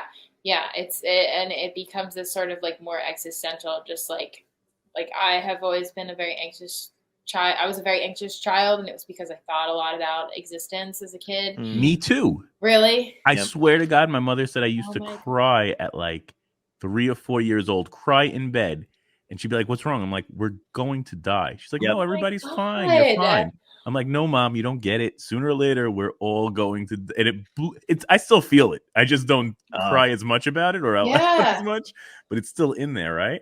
Well, no, go ahead. No, go ahead. No, I was just gonna say I don't feel that much about it. Like I think about it, but I have a weird, like, comforting thing about it where I'm like, I'm glad I know that, like, I like knowing that it's not forever, because then I just get to do more. I'm trying to do more shit with like my time, as opposed to like, you know, knowing that we're not going to live forever makes you do more shit, I think. You know what I mean? Like, but when I was a kid, I definitely had that same thing. And I talked to a friend who's a psychologist, and she's like, when kids are around that age, it is perfectly natural to be like, to think of death and mortality. Because my great grandparents were around when I was a kid, and my great grandmother passed away first. And that was the first, and I was like 4. Wow. And that was the first time. And I could not fucking wrap my head around the idea that she was no longer there. And I would really weird. Yeah. I would like sit in a room with like, you know, stuff that she had or given me or whatever, and just burst into fucking tears. And it was like, I think for a while my parents were like, "Is he going to be okay?" Because like, holy shit. And I was probably like, no. Like it was a tough time. I remember people dying in movies and shit, and like really getting like upset about it as a kid. I think that's more common than you think. Tom, what were you gonna say about that? Oh no, I was gonna say I deal with it less of thinking like I do more, knowing it's more finite, to the point where I start I gravitate more towards a sign of it's not ever ending. It's just like energy it's just gonna transform. I'm a firm believer in that whole energy doesn't die. Me too. Right. So it's just, you know, it's just revisiting it in another form. Yes. I think that's the whole thing is like, you know, now this is going to get super meta and heavy, but so I was like, I was with my dad when he passed. He passed very peacefully. Like we've, as a family, are like very content and happy and grateful, because not everybody has that experience. But I was personally, my mom and I were with him when he passed, and he was like, you know, it was crazy because he like predicted it. Like, I mean, he went into the hospital, and then it was like, as soon as he was like, he made the call for hospice, he knew, because he was a doctor, what was going to happen. And he was like, "Give me 2 days." That was like one of the last things he said. And 2 days later, that was it. And he just like opened his eyes and looked at me and my mom, and then passed. And it was like, oh my God, but it's like having that experience and being with someone as they transition is like one of the most beautiful things, because you realize so much about life. So that's so much a part of life as life itself, like, because that's the thing. That's the one guarantee in life is like, I think it's like a 1 in a trillion that we're even here. And it's 100% like the odds that we're going to die with, like, it's just part of life. And that was the whole thing that, like, the message that kept coming to me as I was like with my dad, helping him transition. Like he was not there. Like he couldn't talk, but you could feel him. And they say when you're with your loved one in hospice or in a coma, like they hear everything you're saying. So talk to them, play the music, be with them. But I was just like getting this message of just like, don't worry, because you're not supposed to know. Like, Yeah. we're not, like, as humans, if we think we're so special as to be able to figure out what it means, like, no, we're not, because Right. there's beyond this. There's so much more. Like, when you think about the concept of how much is out there, this is us. I'm serious. Like, this is just getting so meta. I didn't think I was going to come on this and like talk about this, but yeah. Yeah, it's crazy. When my stepdad passed away from cancer in 2018, and it was a interesting thing to experience because I'd never seen somebody handle the fact that they knew they were going to die as well as he was just very like matter of fact about stuff. He knew, I don't know that he knew how much time he had, but the doctors had said like 6 months, and literally to 6 months, wow. That was it. But I asked me for help. I was helping him get some things in order, and he knew what stuff he wanted to go to, his other kids and like all this other stuff. And, we had talked a bunch. We'd always been good at having conversations, just deep conversations about life, history. We don't always see eye to eye on a bunch of stuff, but we could just talk about whatever. And that's super healthy, by the way. It was. Yeah, that is very healthy. It was. Yeah. He was, it's funny. He was a staunch Republican, and I am me. And but we You're would not. but yeah, and I'm not. Yeah. And but we would like still see eye to eye and stuff, and I was able to, talk to him about different shit and getting him to, vote in a different way sometimes. But like, he hated Trump. It was one of those things where like that was like his thing, like 100%. But we would be able to see eye to eye on a bunch of shit. But before he passed, I had a gig. I had a string of shows in Florida, like about 2 weeks, where I was doing gigs out there. And he was on an upswing. He was doing pretty well. He was standing and making himself sandwiches and stuff. And I was like, yeah, I think I'm going to cancel. I'm not going to go because whatever. And he was like, absolutely not. And I was just like, why? And he was like, nope. He's like, he told me how proud he was of me, all this other stuff. And then was like, you're going to go do the gigs. And I was like, well, if anything happens, I'll just come back. And he's like, don't come back. And I don't know if he knew ahead of time, like it was like whatever. But I remember seeing him. He was totally fine. And I tried to make it back in time, but like I FaceTimed and like whatever. But it was just one of those things that I'll always remember. Like he was very like knew what was up. Yeah. No, he accepted it. He wrote like a poem before he passed. Oh, wow. And and he was very good at like, he just knew what was up. And to your credit, what you were saying before about somebody being there, he was like hanging on for a bit. And then my mom had gone in and said, like, it's okay. Yep. Whatever. And then as soon as she said that and just told him it was okay, he had passed. Yeah.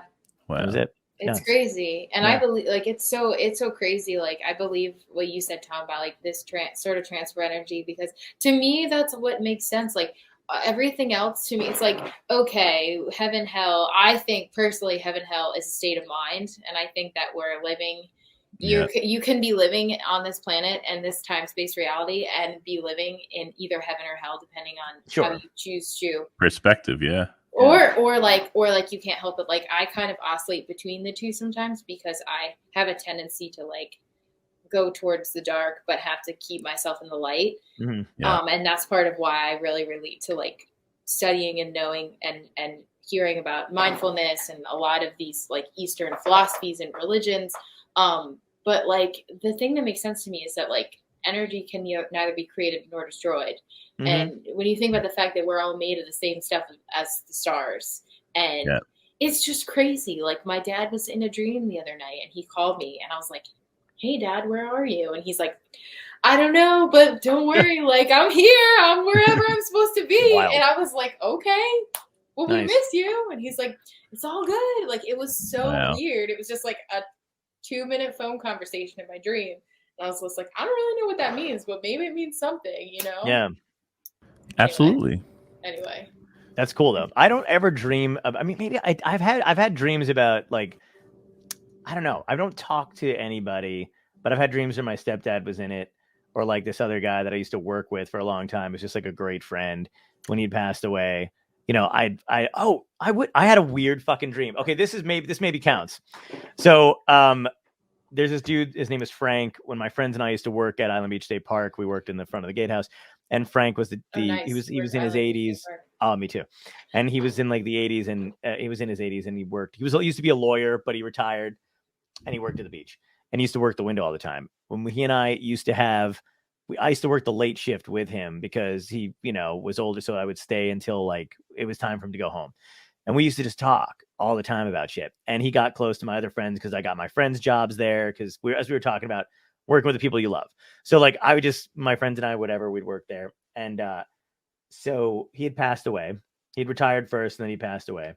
And then like a few months ago, I had this weird dream where my friends and I were like, we had to go to a different time. I don't know if this is like Marvel Universe shit where like I was doing multiverse crap in my head, but like we were on some weird mission or whatever. I think I'm like breaking up. I don't know.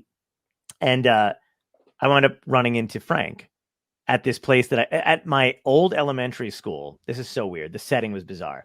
So he was there and I was with my friends and I was like, holy shit, it's Frank. What the hell is he doing here? And they were like, well, we don't have time. We got to go.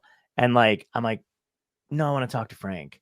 And like, I told them to leave and I'd catch up. And I went and saw Frank and like took him. We went into this one room because he was like, why are you here? And I took him in the room and I told him where I was from and he was like, well, how is everybody doing?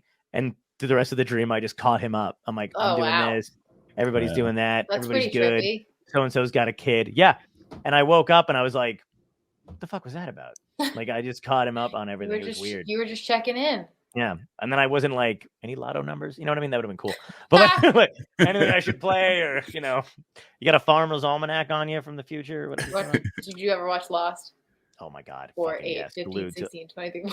Oh my God. That is so great. They just rattled it off. That's in my brain too. As soon as you said it, I was like, oh yeah. Hurley. Oh my God. Winning the lotto. That's the whole thing. It's nuts. Yeah. I don't think I ever want to fuck with the lotto. Yeah, that show fucked me up. Anyway. Oh my God. Lost. That brings me back. You ever watch Lost, then? No, I've never seen Lost. You should get into it and then hate us for telling you to get into it. Yeah. It gets like slow, but then it's like great. And then it's just like legendary Desmond's. All right. Now you're going to make me do it. So much. It's just, it's like, I also love Twin Peaks. I don't know if you guys Twin Peaks. So fucking good. Yeah. Twin Peaks is like. I know. Like Twin Peaks is much more horror. Lost, but there's like similar like existential weird things that happen that make you question like again time, space, reality. Oh shit, I just spilled water everywhere. What the small height. We'll take a commercial break. I'm just kidding. We don't have commercial. Well, as long as sorry, I spilled it on a power strip, but I just moved the power strip. Oh man. Shit. It's okay. We're fine. This is just me being a spaz. No, it's fine. I just don't want to see a literal fire like burst out from the screen, and you're like, just a little bit of smoke billowing. I want to unplug my computer from that power strip. Okay. You want to hear the craziest thing I had happen one time? So I'm in one of our old vans. We have a couple of vans with my business. Mm. So I'm in one of the old vans driving it back. It's snowing out and everything. Driving home late at night. It's like 2:00 in the morning. All of a sudden, I start smelling and seeing smoke coming up from like, I felt it was like from my lap where my phone was. So I thought my phone was exploding. I take my phone, I throw it across to the other side of the truck. Mm-hmm. All of a sudden, bang! The airbag goes off, not in my seat, in the passenger seat. Oh my God. Right? I pull over, I'm freaked out. Like the car like disables with the airbag, but not my airbag, just the passenger airbag. Mm-hmm. Want to hear what happened? You know how you have your foot on the floor and it like wears itself into the thing? Mm-hmm. It went through the plastic, through like the fire retardant thing. There are wires that are run underneath it. Oh my God. One of the wires was the airbag trigger. The water from the snow that was on my boot got into that. That's where that smoke started from. It wasn't my phone that was exploding. It was underneath me. Nervous. Crazy. Making sure there's not water and electricity going on right now. Holy shit, man. Yeah, that's what it reminded me of. Final destination moment is freaking you out just a little bit. She's like, I don't want to. Dude, I got out of the car. I was like, what? Just because, I thought it felt like I got hit. Because this thing just blasted. That's crazy, dude. Yeah. That's and then you can't drive the car after that. You know that? After an airbag goes off, unless you replace it. Really? Yeah. Didn't know that. Learn something new every day. Yeah, seriously. Holy fuck. That was a random story that reminded me of water and electric. Yeah. Good to know. These are good things to know, honestly. Absolutely. Yeah, we travel a lot. We need to know this kind of shit. Indeed. Sure. Indeed. Where are you going? You got some gigs coming up? Well, right now, not really. I'm just focused on getting this record done. Nice. The big thing is that, and I've got like, we're gonna be playing the Stone Pony in December. Nice. Which will That's be awesome. great. We're opening for the band that I tour in, or that I've been playing in, which is Low Cut Connie. Oh, nice. Yeah. You have to check them out, John, if we're around. Yeah, Yeah, you guys absolutely. should come. You should come. Yeah. That's a Definitely. good show. I'm playing for the See Here Now kickoff party next Friday. Right. Awesome. With my friend's band Gods. It's actually Paul Ritchie from the Parlor Mob. He has another band called Gods. They're fucking amazing. They're actually my favorite band, local. My favorite local band, and might honestly be one of my all-time favorite bands. They're psych rock, but like very, very good and very catchy. And what else? Yeah, so I'm gonna be sitting with those guys, which will be so much fun. And then, yeah, I honestly, like, I came back from this last tour, and I'm just like, record. Yeah. Like, I have all these music videos I need to shoot now. I'm like kind of embarrassed I don't have a song to play for you guys off the record. You know, it's like, I know, but like I'm very excited on this, and I'm very anxious because I've been sitting on this music for a while. Yeah. You know? Yeah. And it's gonna be sick when it comes out. I'm excited to hear, especially after we hear some of the background on it. Yeah, thank you. And like, you know, I mean, I think that's like my influences are definitely coming out in a different way. I think like the music's a lot heavier. It's a lot, you know, like I don't know. It just feels like it's trimming of the fat of my vision, and that it's moving in the direction of that I want to be going in. Like one of the songs is a little bit more punk rocky, but it's still got groove, like a pretty solid groove, not just straight, but like in the pocket. Mm-hmm. You know, there's like 2 solo songs without any drums. Like there's one piano song that has band playing sax on it, which is really cool. Holy shit. Yeah. And then another just solo guitar vocal song, and then everything else is full band instrumentation. Nice. Who's on the top of your list of influences? Okay. So I'm gonna give you like my 5. Okay. They're kind of crazy. All right. So it's the band. Nice. I wouldn't say they're first. Incubus is actually first. Incubus is number 1. Then the band, which are the 2 most insane influences. Yeah. Jeff Buckley. Oh. Pink Floyd. Nice. And it's probably Paul Simon is 5. Awesome. Yeah. So I like the eclectic like lineup there. I mean, there's like, if we keep going, it's like Fiona Apple, love Thin Lizzy, love Sabbath, all the heavy hitters, Blind Faith. The other record that I have there is Derek and the Dominoes on the corner nice.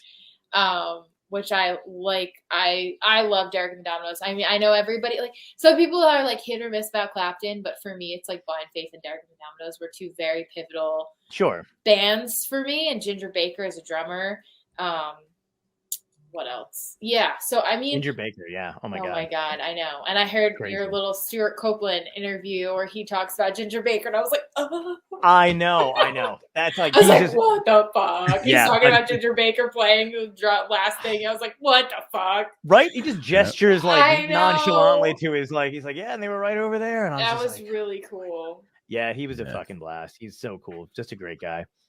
Yeah, I mean, I love so much music. Like, I studied jazz in college. So, like, I majored in photo, but I minored in jazz with a concentration in drums and voice. Right. And I always knew I wanted to do music, but, like, I didn't start really studying it until I was in college. And at Bard, you can't pick your major. You have to, like, be accepted into your major. So you go through this process called moderation, which means that you have to, like, for music, you have to, like, put on a concert and yeah, like, long story short, I moderated in photography, and I was a junior, and my jazz professors were like, don't fucking moderate. Just stay here and sit in on our classes. Like, utilize our resources. We'll give you lessons and just, like, cut your teeth. And that's exactly what I did. I was, like, living up at Bard, going into the practice rooms, working for Elliot Landy, who was the band photographer. And then I was just, like, able to, like, really hone my craft. Like, I really, really, like, cherish that time that I had, because not everybody has that ability to just like sure be in a creative space where like they're able to just do that. And like, it was before I had to really worry about, I mean, I had a job and I was paying rent, but it was like, I was 24, I was with the intention of moving back home eventually. So like, there wasn't this extreme pressure of like, oh my God, I have to pay my loans and pay my bills and do this. I mean, I just pretty much was living like I can live day to day right now and just focus on creating, and that will be okay. Right. Yeah. So that was a great experience. You had you have the book. Yeah. So that you helped. Yeah. Do you want to show the book off? Okay. Well, I guess I will. Let me put the mic down. So it's so cool. Okay. So when I graduated, so I went to Bard and I studied music and photo, like I was saying. When I graduated, I was working for the photographer who shot Dylan in the band, Elliot Landy. And he talked about wanting to do a band book. And I made the suggestion of like, well, Elliot, if you need help, like I can help you organize it. And it just turned into like, yeah. And we did a Kickstarter, and I ended up designing and editing and like archiving the whole archive, picking the photographs in the book. So this is the book. And so awesome. It's pretty cool. I mean, this regular edition is now sold out. You can't get it. It's out of print. This is the dust jacket is meant to look like a film strip. So you see like when yes. That is awesome. Yeah. And this was just such an incredible project to be a part of, because I'm a huge fan of the band. And they're great. I was doing this at the time where I was like first recording my first demo. So I was like digging through these images and able to see like what it was like for this band to cut a record. Like, I'll pick up. And John Simon, like, this is really cool. Like, we had these like negative, like contact sheet pages. So oh my God. You can see these really like cool. the alternate takes for the Brown album. That's great. And actually, they wanted to use this as the cover. Oh, really? With Levon's back, but the record label Capitol wouldn't let them. Oh my God, that's a great photo, though. Well, yeah, I know, but they wanted to see Levon's face, so yeah. So they did this one instead. Obviously, that's the one. Yeah, that's so great, man. I mean, it's such a bummer that he passed away. I know. Obviously, I mean, I'm always gonna jump for joy, but like, it is a real bummer because it's just like that was so cool. Did you see the thing that they did for them? I think it was when he passed away, and it was like Elton John, Alabama Shakes. The love for Levon. Yeah. Yeah, I was at that show. You were. I was gonna ask you if you were. Wow. That was so fucking. I can't find it anywhere online, and I thought I had ripped it off the internet because I was There's a DVD out there. Oh, there is? I have it. I don't know where. I can dig for it and even just send it to you if you want to see it. I don't know where. I have it somewhere in a box somewhere. It was so good. I just remember seeing it, and I was like, "This is so fucking epic." It was really, I mean, so like I don't write music like the band at all, and I don't really even listen to it that much anymore. But like, it's something that like will forever hold a special place in my heart. Like, I just think their musicality and their chemistry is what really drew me to them, and that's also what draws me to a band like Incubus. I don't know if you guys listen to Incubus at all. Yep. Yeah. They always get like pigeonholed, and I think it's so unfair because they're such an incredible and versatile band. I actually I was able to link up with Ben Kenny, and when I was out in Joshua Tree recording with Christopher, wow, I did a little. He does these like things called one take theaters with his trio, and I sat in and did one of them with those guys, and it was like that's awesome. Wow. It's on YouTube. I can also send it to you. Oh yeah, please. They're my favorite band. Like, I've seen them probably 15 times live. I came home from tour the night before our Wonder Bar show, and I had like no time, but they were playing PNC, and I was like, fuck it, my soul needs to go see this band. Right now. I don't think I've seen my favorite band 15 times. Holy shit, that's Who's incredible. your favorite band? Oh, it's I love the Counting Crows. Interesting. I know. Okay. Everybody always that's the usual response I get. Oh, really? I love the Counting Crows. Like I know. I'm like, but I like. I mean, I have a lot of like really like that are up there. It's probably because you look like you could be in that band. A little bit. No, I mean, like, I don't know why. I just I was like, oh, it depends on what you think of. No, I like, I'll take it as a compliment. I yeah, like that. no, it's like no, because you have like the '90s vibe that I feel like those guys like. I don't know. They do. Here's the thing about the Counting Crows, right? I think, I mean, I just feel like a lot of, I can remember like specifically when because I like, obviously everybody remembers August and everything after that first album they had. It was like a huge hit.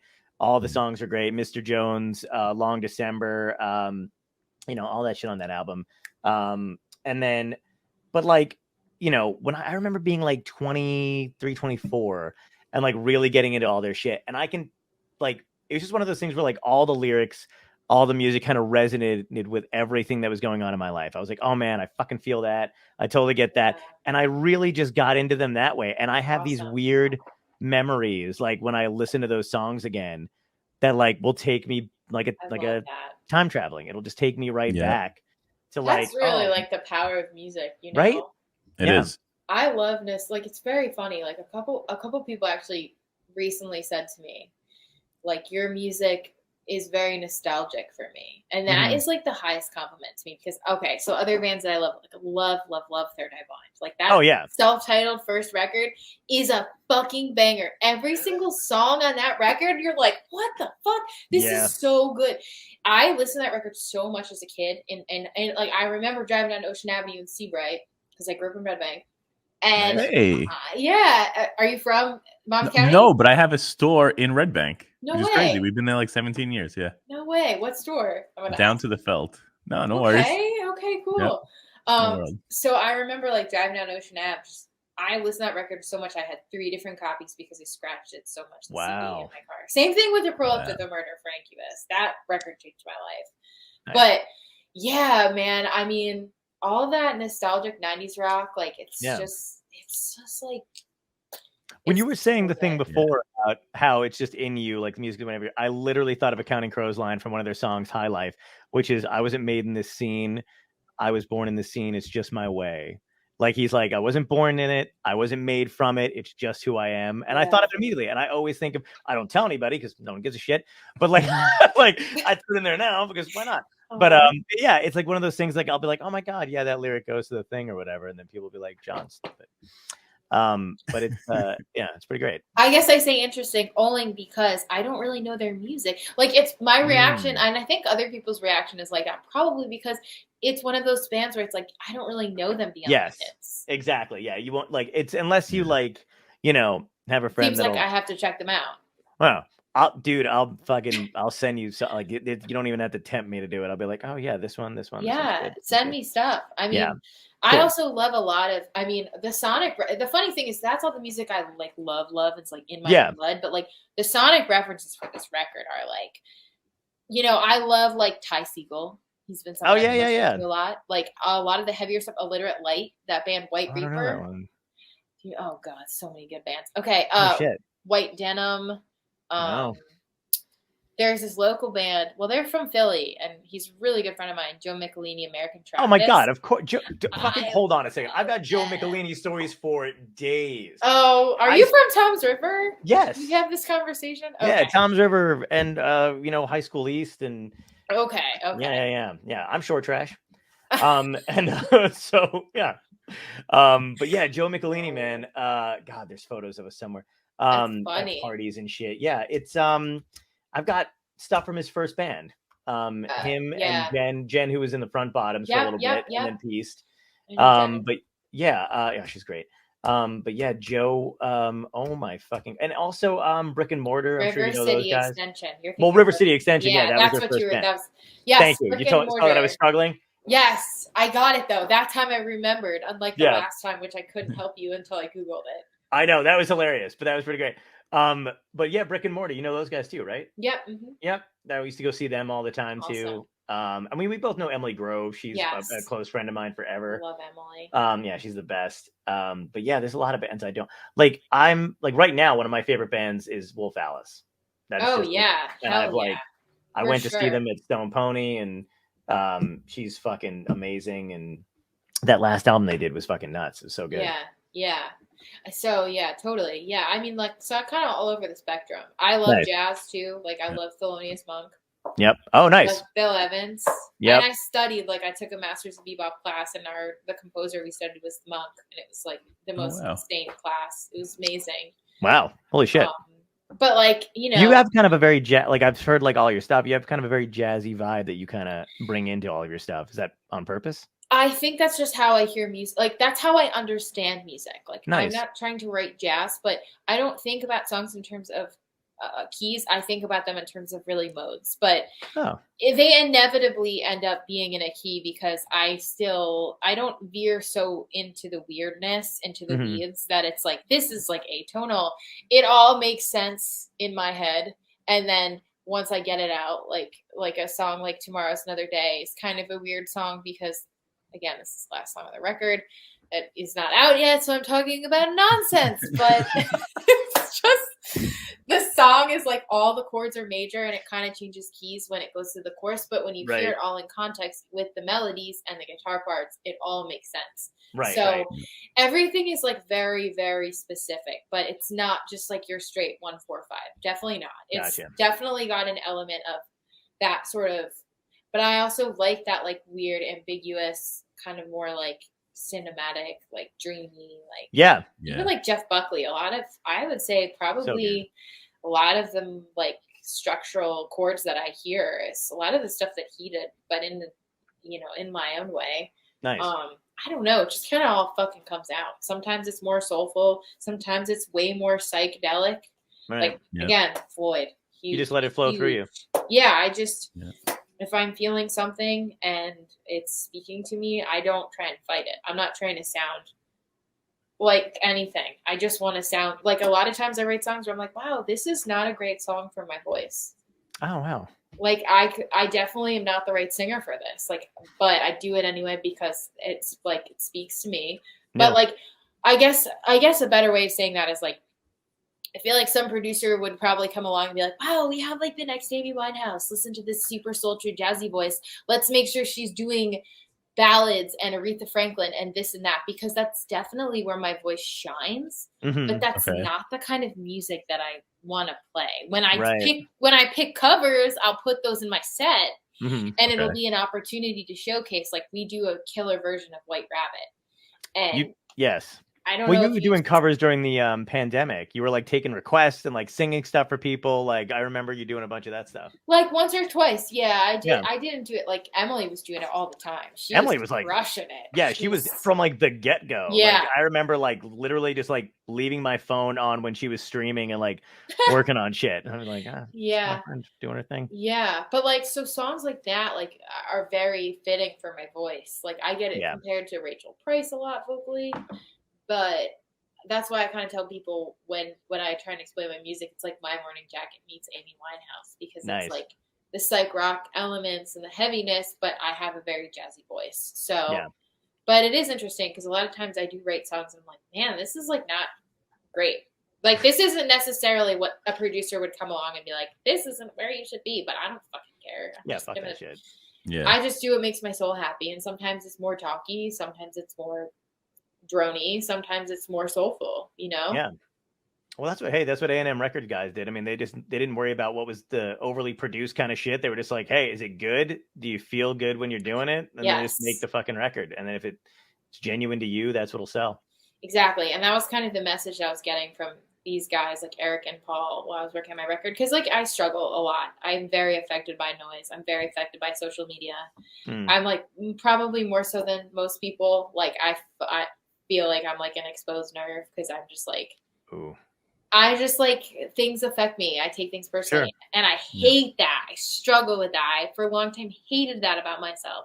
But I've learned to be like, I'm learning to be like, you know what, this is just a part of my sensitivity and why I do what I do. But it means that like I have to just like the guys were like, you gotta not give a fuck. Just make your art. Like, not give a fuck and just make your art. That's like, that is what we should all tell. And like the collective consciousness of the world, of everyone listening, like, fucking stop viewing OnlyFans. Like, fucking listen to what's in your fucking heart and your gut.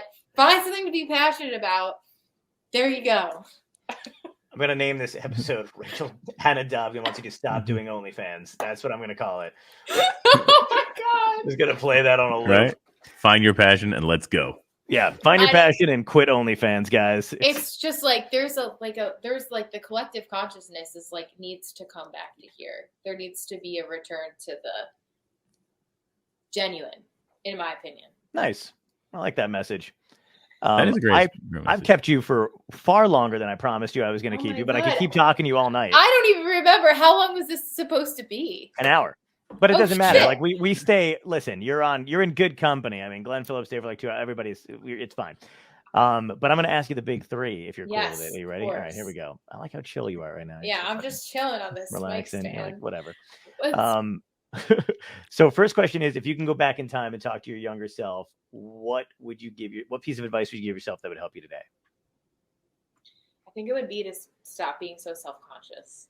Don't be ashamed of your sensitivities because it's what is your superpower. Nice. I was a very anxious child and very self-conscious because of that, because I was having a lot of existential like breakdowns as a kid. And I thought I was just a fucking weirdo because kids were like, "What's wrong with Rachel?" And I was just like, I don't know. I'm like, cool.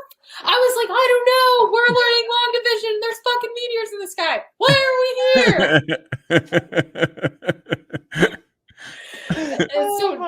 So now I would go back to that little girl and be like, you are special. It's okay. Yeah. It's okay to feel how you feel and like embrace your sensitivity as your superpower. Love that. Yeah. And love the long division. There's meteors in the sky. Dude, that is the best rationale for not giving a fuck about math. This is what I'm saying. I've ever heard in my life. Was in Mrs. House's 2nd grade class, and we were learning like long division or some shit. And I was sitting there like, what are we doing here? Why are we here? Why am I learning about this thing that goes into this? There's like stars and like aliens and like meteors, and we're gonna die. I couldn't handle it. Just imagine there's this cute little girl standing on her desk, but just the same kind of energy a bum would have. Like, the end is not like that was little Rachel. Yeah. Like, I think you understood it all as a kid. It's all of us that got it all mixed up. No, yeah. But I'm saying, like, Tom, you had that experience though. Like, that's the same emotion of just being like, whoa. And that you said you nailed it where you were like, oh, I could not wrap my head around it. That is exactly what's happening. It was like, I could not wrap my head around. I remember being awake as an 8-year-old being like, what is it? What? Huh? Yeah. This is so weird. Yeah. No one listens to kids. That's the problem. I know. Yeah. I think the kids are the closest to knowing the truth. I agree. Kids know a lot. And I would also tell myself to not be afraid. My 6-year-old cousin spent 2 hours as a cat the other day. So I don't know. I was like, does she know though? Have you tried it, John? Have you tried it? You know what? Yeah, actually, maybe you should. There's something to be said about that. You know, these people, like this girl. Isn't there that girl that identifies as a dog and that's like a sexual fetish or something? Yeah, well, she's like the only human that can lick herself, and that's the thing that's like that's the appeal there. She's like, I identify as a dog. I'm like, of course you do. It's a skill. You have talent. You should check out her OnlyFans. I was gonna say I walked right into that one. You did, totally, absolutely. I like that you said that though. I've no idea. Now I'm gonna Google it. There's a woman who married a dolphin though. Oh my god! Isn't there some documentary about a man who fell in love with a dolphin? I don't know about a man. There's a Russian woman that married a dolphin and they had an affair. Like loved the dolphin. Like I don't know. I don't know. Okay, tangentially. Yes, go on. So speaking of Russians and animals, when I was my freshman year of high school, my Western Sim teacher told us that Catherine the Great died having sex with a horse. Whether or not that's true remains to be seen, but that's what he told us. I don't understand. It could be, yeah. That's a wild thing to fucking tell a bunch of students. It would make 14. 14. Wow, holy shit. Yeah, it's kind of weird. Also because he was like one of the strictest teachers I had. Mm-hmm. He was so like by the book and everything. I don't know. Maybe he's just told us that to be like having this conversation today so that we grow up to be adults and be like, yo, he fucking said this thing. Is this right? He made his mark. So think, you are talking about him how many years later, and there's how many other students are probably I did actually love Mr. Barbieri, and he's come to see me play a bunch of times. Huge music fan. He came to see us play last year. We did like a See Here Now Pearl Jam pre-show thing at the Berkeley, and he came. It was awesome to see. Apparently that horse fucking made his mark too. If she killed him, you know, like, that's gotta be rough. That's not. How do you even? Would you think she was like playing a first game in like Truth or Dare? Like, how does that even wind up happening? Or she just misunderstood the whole. For $1 million, would you fuck a horse? She was like, I don't have $1 million, but I'll do it for like $10. And they're like, you know what I think? What? I think she was just like on a power trip, and she was just probably so bored with her, like, whatever, I can do whatever I fucking want. I'm gonna fuck a horse. I don't know. That's a theory. Maybe she was just on such a power trip. Yeah. And she was like, I can do what I want. I'm bored, or I'm gonna prove a point. We don't know her. You know what's crazy? That would be if she lived, that'd be a hell of a display of power. Like, could you imagine having a queen that's like, dude, she fucked a horse, and the horse died. Like, that's how crazy this bitch is. That's how powerful she is. Oh my God. That horse walked upright for 3 days and then heart attack. Oh my God. It sounds like something Putin would do. Yeah, really. So maybe absolutely this Russians Putin? Do operate on a different level. Yeah, horses and dolphins. Yeah, exactly. Oh man, and bears. Oh my. Oh my. We're cutting that, Tom. Oh God. Second question is, what had to end in your life, good or bad, that led you to where you are today?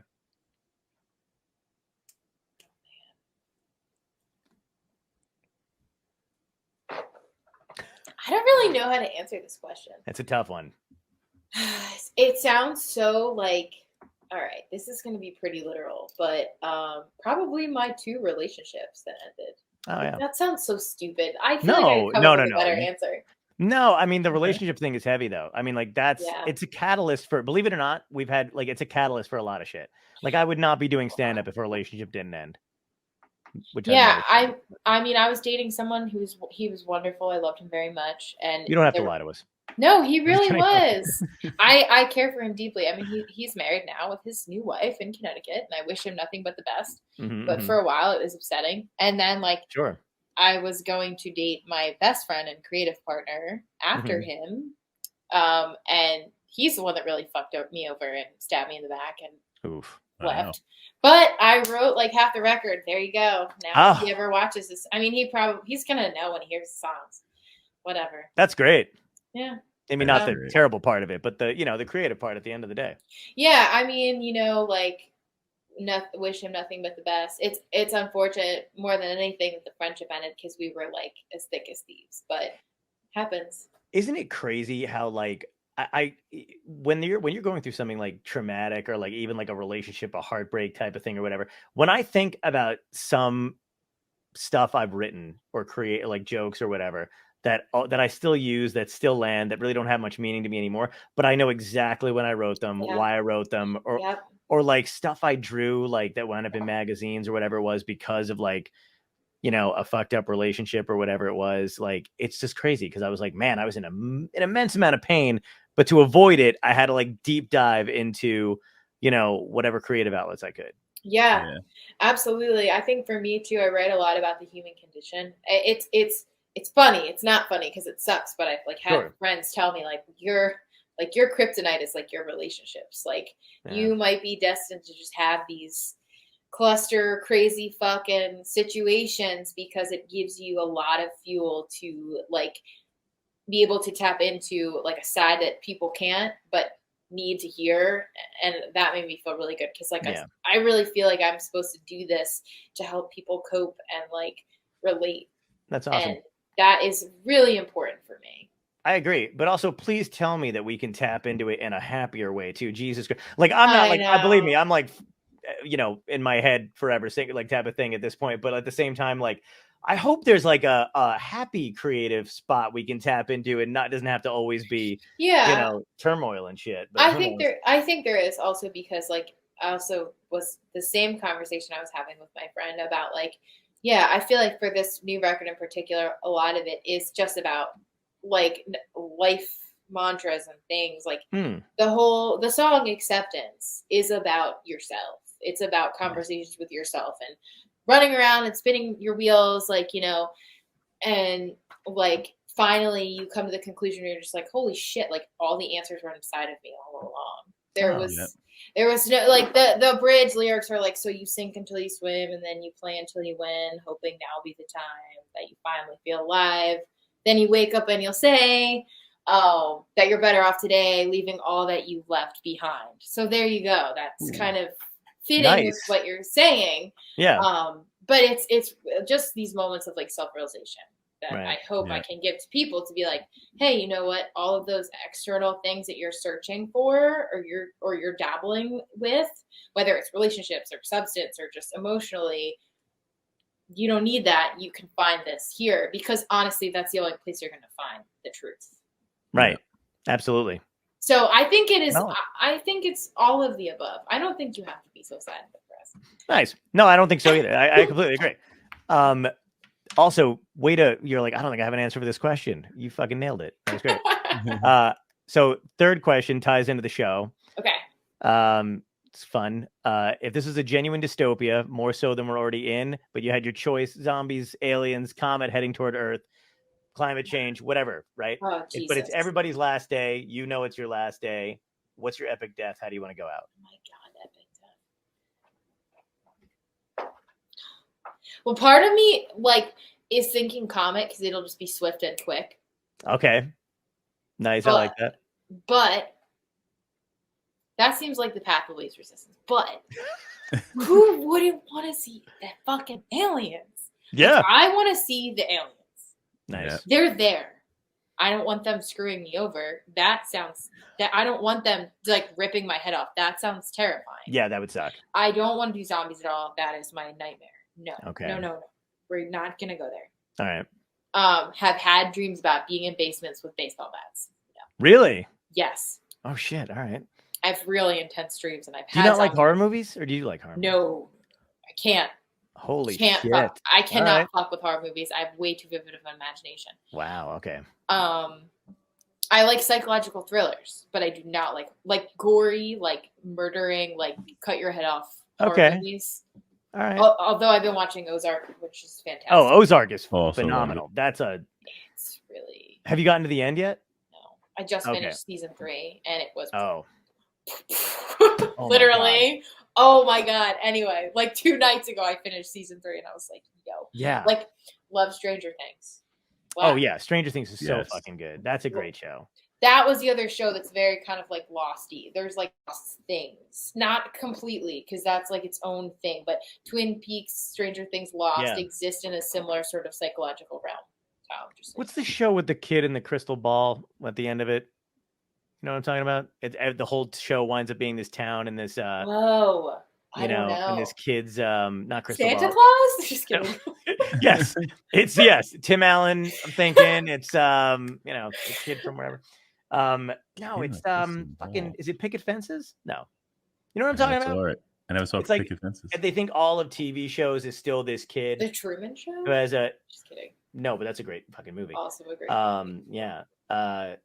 Yeah, I don't fucking. God damn it. You gotta. We'll Google this. And Yeah. We need it. Yeah, I suck. I don't know what's going on.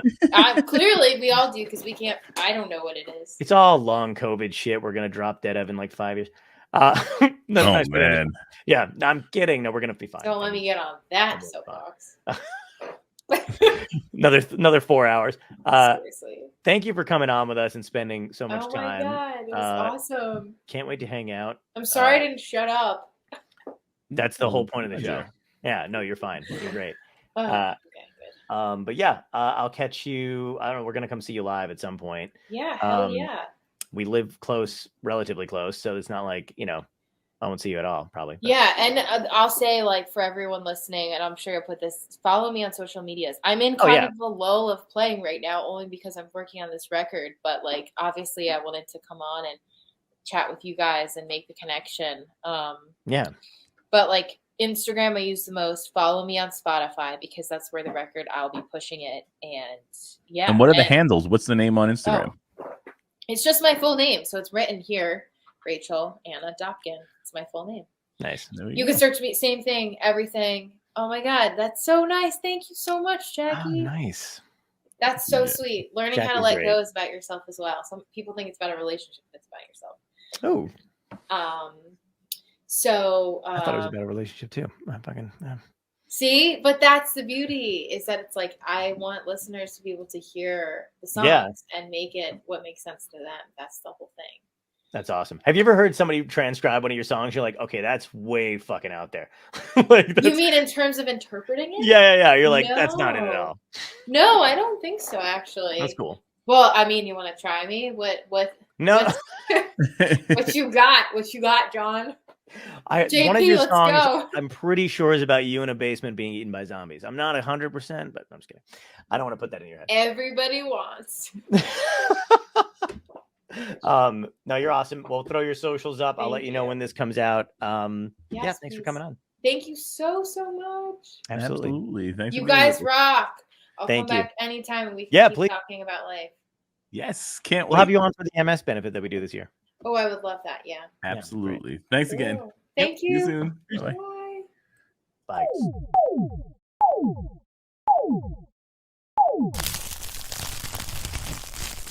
Dystopia tonight.